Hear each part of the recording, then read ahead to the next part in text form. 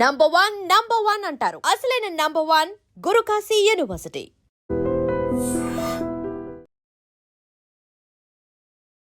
ఇందిరమ్మ ఇల్లు ఇది ప్రభుత్వం చాలా ప్రతిష్టాత్మకంగా తీసుకున్నటువంటి పథకం.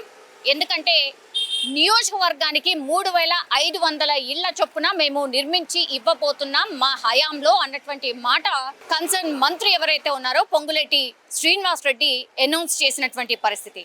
అట్లాగే ఆ రోజే ఎప్పుడైతే ఈ స్కీమ్ ని అనౌన్స్మెంట్ చేశారో ఆ రోజు నుంచి కూడా ఆఫీసర్స్ కి క్లియర్ కట్ ఇన్స్ట్రక్షన్స్ కూడా ఇస్తున్నారు.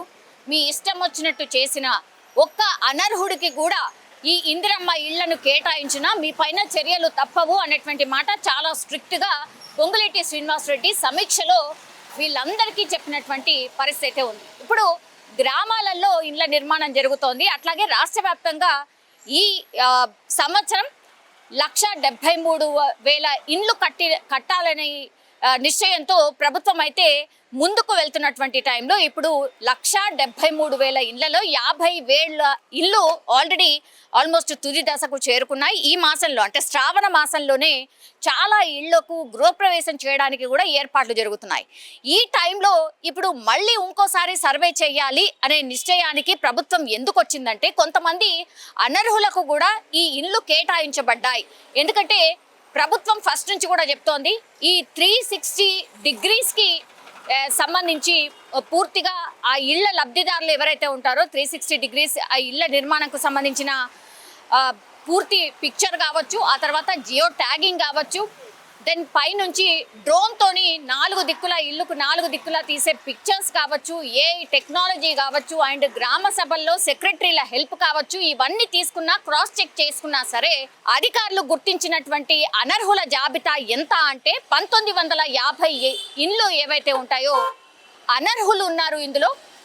పూర్తిగా ఇప్పుడు ప్రభుత్వం చేపడుతున్నటువంటి ఇళ్ల సంఖ్య టోటల్గా 5,000 ఆల్మోస్ట్ నిర్మాణం పూర్తయిపోయి రెడీగా ఉన్నాయి. 8,000 ఇళ్ళు తుది దశకు చేరుకున్నాయి. అంటే 8 ప్లస్ 5,000 ఇళ్ళు ఎంత అంటే 13,000 ఇళ్ళు ఆల్మోస్ట్ గృహప్రవేశానికి సిద్ధంగా ఉన్నాయి. శ్రావణ మాసంలోనే గృహప్రవేశానికి అందరు కూడా సీఎంతో పాటుగా మంత్రులందరూ కూడా హాజరై గృహప్రవేశాలు చేయించడానికి ఏర్పాట్లు జరుగుతున్నటువంటి టైంలో చాలా కంప్లైంట్స్ కూడా వచ్చాయి.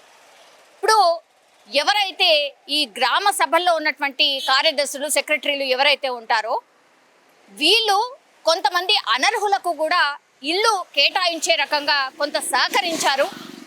వాళ్ళ జాబితాను ఒకసారి గుర్తించండి, సర్వే చేయండి అని కలెక్టర్లకు ఆదేశించినటువంటి పరిస్థితి. దీంతో కలెక్టర్స్ పూర్తిగా మళ్ళోసారి గ్రౌండ్ లెవెల్లో పూర్తి స్థాయిలో సర్వే చేసినప్పుడు 1950 మంది అనర్హులుగా గుర్తించారు. ఎందుకంటే ఎవరైతే నిరుపేదలు ఉన్నారో అంటే జాగా ఉండి నిరుపేద కుటుంబం ఒక్క పైసా కూడా పెట్టి ఇల్లు నిర్మాణం స్టార్ట్ చేయలేనటువంటి సిచ్యువేషన్లో ఉన్న వాళ్ళకే మొదటి విడతగా ఇళ్లను కేటాయించాలని ప్రభుత్వం డిసైడ్ అయింది. అందులో భాగంగానే వాళ్ళు కట్టుకున్న కొద్దిగా బిల్స్ శాంక్షన్ అవుతున్నటువంటి పరిస్థితి. అలాంటిది జాగా ఉండి ఆల్రెడీ 1950 మంది ఎవరైతే అనర్హులుగా గుర్తించబడ్డారో వాళ్ళు ఆల్రెడీ ఇల్లు బేస్మెంట్ వరకు పూర్తి చేసి ఇందిరమ్మ ఇల్లు ఎట్లాగో వస్తాయి కదా అన్న నిశ్చయంతో వాళ్ళు ఇళ్ల నిర్మాణం స్టార్ట్ చేశారు. సో బిల్స్ శాంక్షన్ కాలేదు, అట్లాగే వాళ్ళకు ఎక్కడ కూడా ఇల్లు వస్తుంది అనేది కూడా భరోసా లేకుండా ఎట్లా స్టార్ట్ చేశారు, అసలు అఫీషియల్గా వాళ్ళ పేర్లు కూడా లిస్టులో లేకుండా ఎట్లా స్టార్ట్ చేశారు అని పూర్తిగా సర్వేలో తేలిన తర్వాత ఇప్పుడు ఆ 1950 మంది ఎవరైతే ఉన్నారో వాళ్ళందరినీ కూడా జాబితా నుంచి తొలగించి మళ్ళీ ఆ 1950 మందిని కొత్తగా ఈ స్కీమ్లో చేర్చినట్టుగా అధికారులు చెప్తున్నటువంటి సిచ్యువేషన్ అయితే కనిపిస్తోంది. సో ఈ 1950 మంది జాబితా ఎవరిచ్చారు, ఎవరెవరు ఇందులో ఇన్వాల్వ్ అయి ఉన్నారు అని అధికారులు ఒక ఎంక్వైరీ అయితే స్టార్ట్ చేశారు. సో ఆల్రెడీ ఒక 5 అధికారుల మీద కూడా వేటు పడ్డట్టుగా స్పష్టంగా గవర్నమెంట్ అయితే చెప్తున్నటువంటి సిచ్యువేషన్ అయితే కనిపిస్తోంది. ఇప్పుడు ఇందిరమ్మ ఇళ్ళు ఎవరైతే లబ్ధిదారులు ఉన్నారో, ఎవరికైతే ఇందిరమ్మ ఇళ్ళు శాంక్షన్ అయ్యాయో, మధ్యవర్తిగానో లేకపోతే అధికారులు అఫీషియల్గా నోట్ చేసుకోకుండానే మీరు ఒకవేళ ఇందిరమ్మ ఇళ్ళని స్టార్ట్ చేస్తే మాత్రం ఇదే పరిస్థితి ఉంటుంది. ఖచ్చితంగా మళ్ళీ ఇంకోసారి సర్వే చేస్తారు. అప్పుడు మీరు అనర్హులుగా తేలితే మీ డబ్బు వృధా అవుతుంది, మీకు ఇల్లు కూడా ఫర్దర్గా రావు అనేటువంటి విషయాన్ని చెప్పడానికనే మరోసారి రీసర్వే చేయించినట్టుగా అధికారులు చెప్తున్నారు. అట్లాగే కలెక్టర్లకు కూడా క్లియర్ కట్ ఇన్స్ట్రక్షన్స్ కూడా ఇవే.